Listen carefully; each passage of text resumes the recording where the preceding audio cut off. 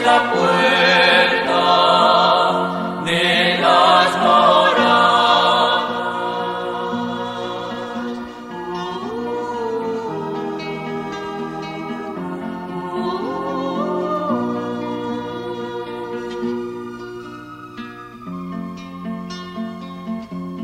Mira que estoy a la puerta llamando. Si alguno me oye y me abre, entraré en su casa y cenaremos juntos. Le comunicaré todos mis secretos. Amén. Maránata, ven, Señor Jesús. Tengo la puerta abierta para ti.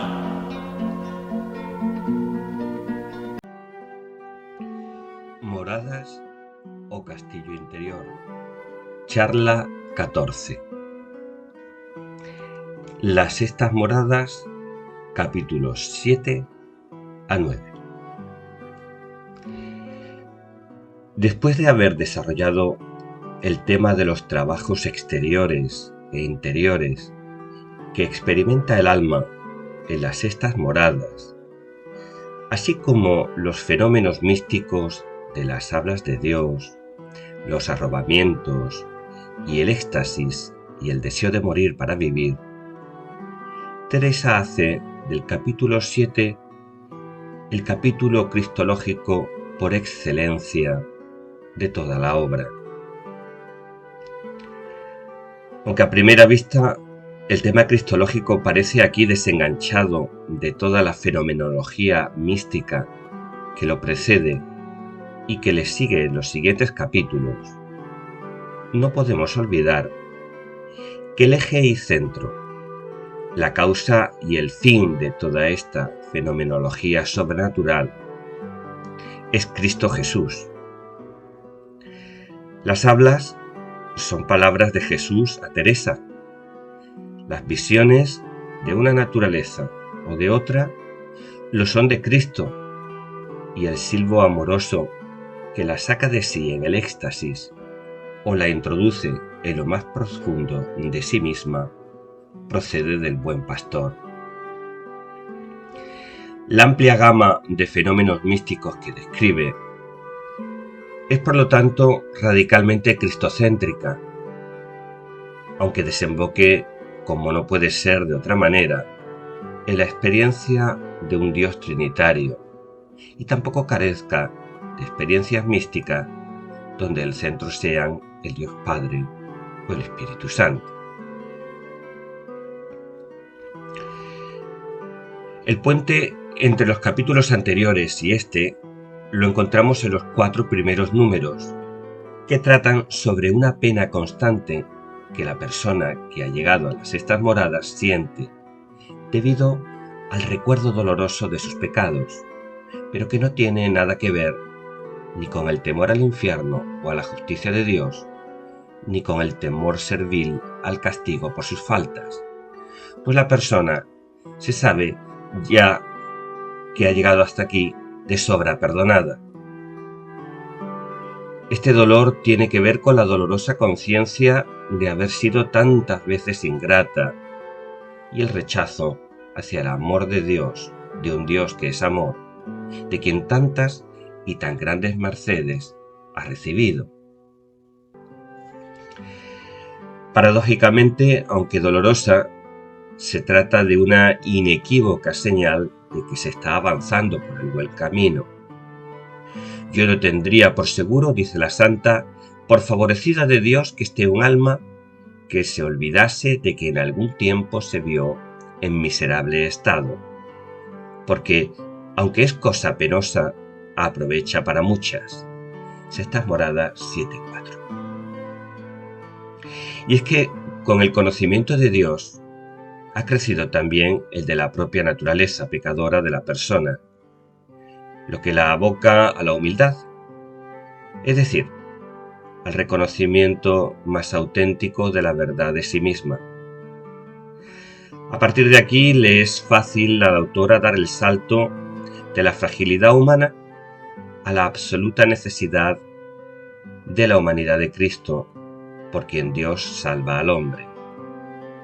marca fundamental de la espiritualidad teresiana, de su itinerario de oración y de su pedagogía oracional, y ello desde los primeros momentos de su magisterio doctrinal, ya en el libro de su vida, En Camino de Perfección.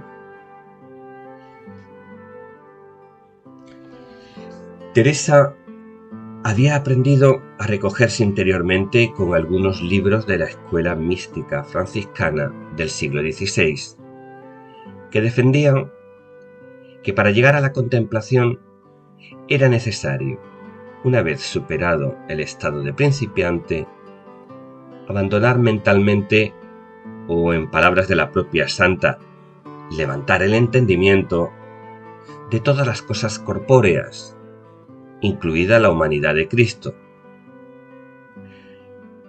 Con base en su experiencia propia, la santa se opuso siempre a esta tentación espiritualista o angelista, y así lo hace con vehemencia ya en el capítulo 22 del libro de la vida. Nosotros no somos ángeles, sino tenemos cuerpo. Queremos hacer ángeles estando en la tierra, es desatino, sino que ha menester tener arrimo el pensamiento para lo ordinario. Vida 22, 10. Teresa vuelve a sostener aquí, en Sextas Moradas 7.5 a 15, la importancia y el provecho, dependiendo del momento y las circunstancias del orante, de meditar, imaginar, ocupar la mente o contemplar los misterios de la vida de Cristo, con quien a la postre se ha de efectuar el desposorio y el matrimonio espiritual. Os parecerá, dice Teresa, que quien goza de cosas tan altas no tendrá meditación en los misterios de la sacratísima humanidad de nuestro Señor Jesucristo, porque se ejercitará ya toda en amor. Y más adelante, y que cuando ya han pasado de los principios, es mejor tratar en cosas de la divinidad y huir de las corpóreas. Pero su rechazo a estos planteamientos o técnicas espirituales es absolutamente categórico. A mí no me harán confesar que es buen camino, Sextas Moradas 7.5, y para espíritus angélicos es estar siempre abrazados en amor, que no para los que vivimos en cuerpo mortal, Sextas Moradas 7.6. Para Teresa, por muy elevado que sea el estado del alma, nunca debe apartarse de la humanidad de Cristo, ni de la contemplación de sus misterios, sino dejar que sea Dios el que nos indique la forma de proceder, pues aún en las Sextas Moradas el alma puede, y la autora insiste en ello, debe meditar sobre los misterios de la vida de Jesús, aunque sea representándoselos o de una manera intuitiva, sin necesidad de mucho discurrir, cosa que por otra parte nunca ha sido la recomendación teresiana. Y si de aquí la suspendiere, dice: el Señor muy enhorabuena. Sextas Moradas 7.11-12, dando a entender que a partir de la meditación se puede estar abierto, se puede producir la contemplación. Al respecto, merece la pena citar aquí el siguiente texto. El engaño que me pareció a mí, llevaba yo, no llegó a tanto como esto, sino a no gustar de pensar en nuestro Señor Jesucristo tanto, sino andarme en aquel embebecimiento, aguardando aquel regalo, y vi claramente que iba mal, porque, como no podía ser tenerle siempre, andaba el pensamiento de aquí para allá, y el alma me parece como un ave revolando que no haya dónde parar, y perdiendo harto tiempo, y no aprovechando las virtudes, ni medrando en la oración. Sextas Moradas 7.1. Por sistematizar este punto clave en el camino espiritual teresiano, diremos que muchas son las razones que el cristiano debe tener en cuenta para no apartar de su pensamiento, si es que Dios no lo hace, la humanidad de Cristo. Estas comienzan con la propia antropología humana. Nuestra humanidad herida necesita traer un Dios humano para no andar en el aire, pues no somos ángeles. A Cristo, el amigo, le miramos hombre y es compañía. Sextas Moradas 7:13.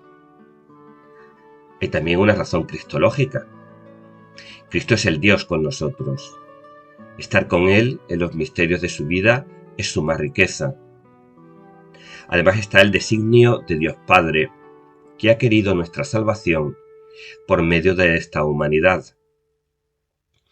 Finalmente, también está el argumento teológico, que recordando el Concilio Calcedonense, aconseja acompañarse de Cristo, a donde divino y humano junto es siempre su compañía.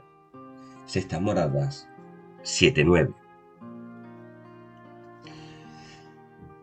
En resumen, si la divina humanidad de Jesús, no hay apenas mediaciones entre el hombre y Dios, y las que hay quedan de una forma que no es característicamente cristiana. Es por ello que para Teresa la verdadera oración es buscar a Jesús. Ya en el capítulo 7 de las Sextas Moradas, Teresa sólidamente ha asentado que Cristo es la única puerta hacia Dios, y por Él nos vienen todos los bienes. Sextas Moradas 7:15. De hecho, a Él se refieren no solo las hablas, sino también las visiones, ya sea intelectuales, capítulo 8, o imaginarias, capítulo 9, y que tienen siempre como objeto al resucitado. Después, en el sumario del capítulo 8, trata de cómo se comunica a Dios el alma por visión intelectual y da algunos avisos y dice los efectos que hace cuando es verdadera.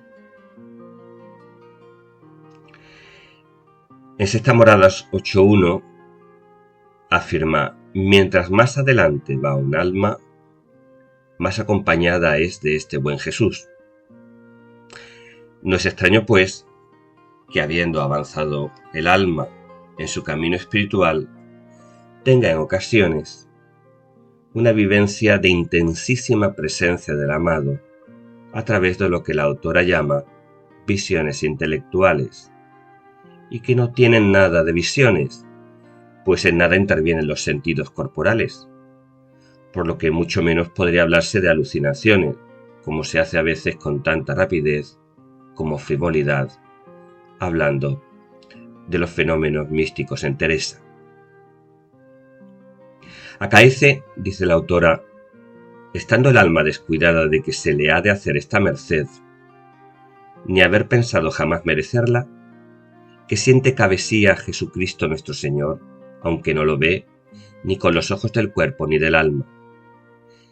Esta llaman visión intelectual, no sé yo por qué. Y más adelante, no podía entender qué cosa era, pues no la veía, y entendía tan cierto ser Jesucristo nuestro Señor, el que se le mostraba de aquella suerte, que no lo podía dudar. Sextas Moradas 8:2. Las características de esta presencia son idénticas a las descritas ya 20 años antes en el libro de la vida. Estando un día del glorioso San Pedro en oración, vi cabe mí, o sentí por mejor decir, que con los ojos del cuerpo ni del alma no vi nada.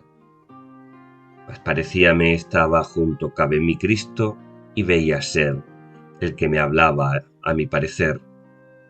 Parecíame andar siempre a mi lado Jesús, y como no era visión imaginaria no veía en qué forma, mas estar siempre al lado derecho sentíalo muy claro, y que era testigo de todo lo que yo hacía, y que ninguna vez que me recogiese un poco o no estuviese muy divertida, podía ignorar que estaba cabe mí. Vida 27:2.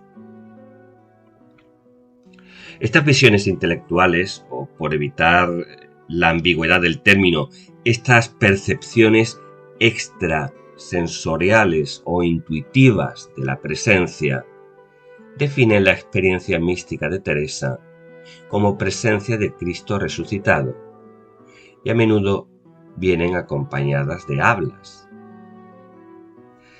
La constante conciencia de la humanidad de Cristo, presente y cada vez más actuante en las capas más profundas del alma y del inconsciente de Teresa, se manifiestan en una vivencia que algún teresianista ha comparado con un estar a solas en una habitación a oscuras con otra persona.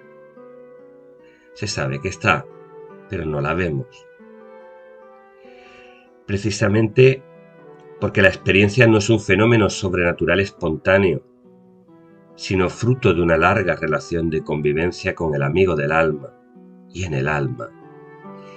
Estas visiones intelectuales tienen un efecto sobre ella muy duradero, días, a veces años, según afirma, dejándola por largo tiempo con gran fortaleza, paz, alegría y humildad, junto a una total certidumbre de su autenticidad y un claro conocimiento del amor de Dios que impulsa al alma a alabarlo, a entregarse toda en su servicio y una limpieza de conciencia grande.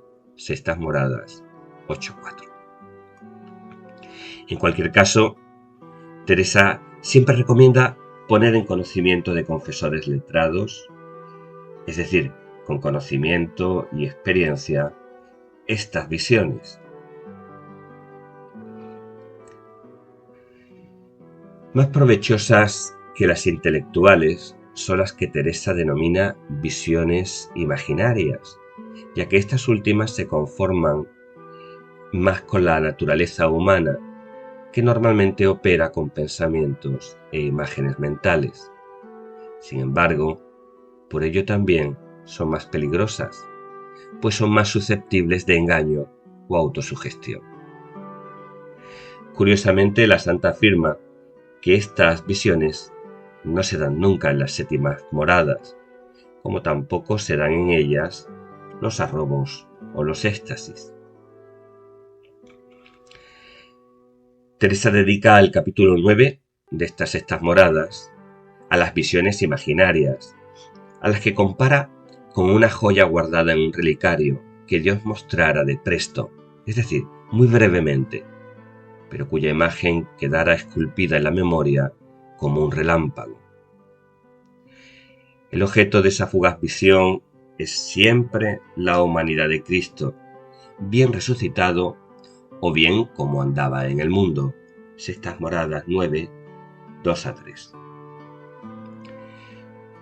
No vamos a descartar aquí, ni realmente es necesario negarla, la influencia en el subconsciente de la autora de la importancia de la pintura y de la imaginería en la cultura, el arte y la espiritualidad del siglo XVI, pues ella misma nos refiere la importancia de las imágenes en su biografía humana y espiritual y recomienda su uso.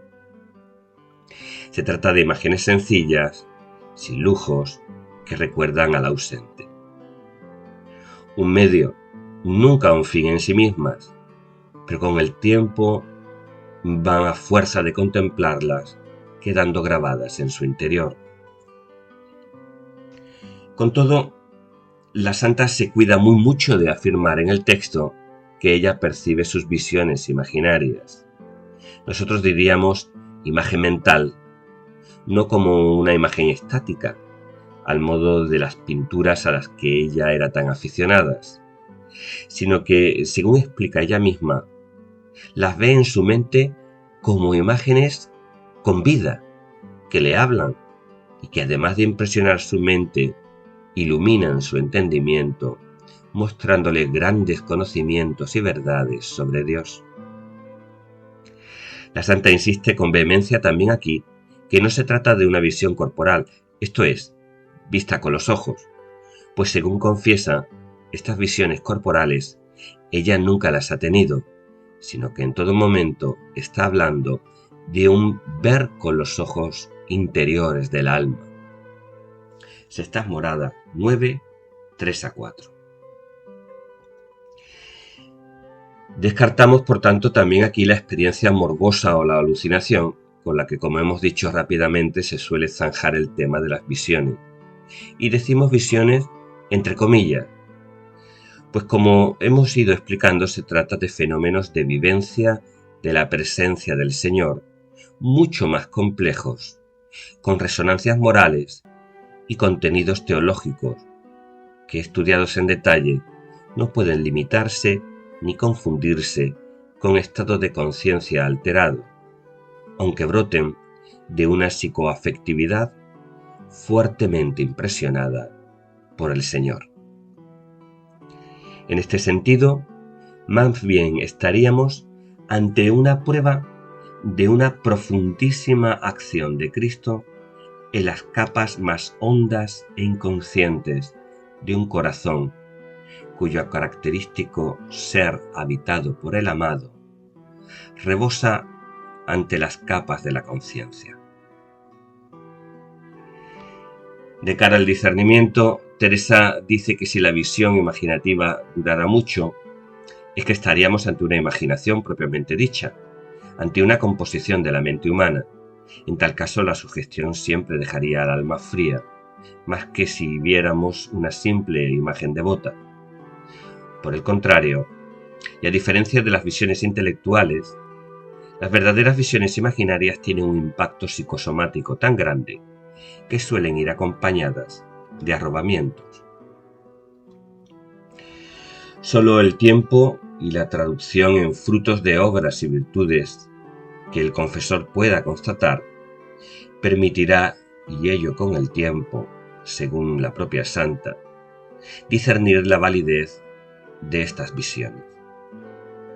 La persona, por su parte, deberá tratarlo siempre con sinceridad con su confesor y no pedir a Dios jamás estas visiones ni desearlas, pues como nos recuerda la santa, podría ser fácilmente engañada el alma y acabar viendo o imaginando lo que desea. Por no decir que el verdadero seguidor de Jesús funda su camino en la humildad, en servir a Dios, y no pretende privilegios, ni mucho menos gustos extraordinarios. Terminamos esta charla haciendo notar cómo estas imágenes, presencia de Cristo en la mente enamorada de Teresa, que le lleva a tenerlos siempre en la mente, lejos de enajenarla, lejos de alejarla de los hombres, le dieron una libertad inmensa y la abrieron, como se ve en su biografía, a una amplísima capacidad de relación con los demás y de lúcida inserción y preocupación por el mundo de los hombres y de las mujeres de su tiempo.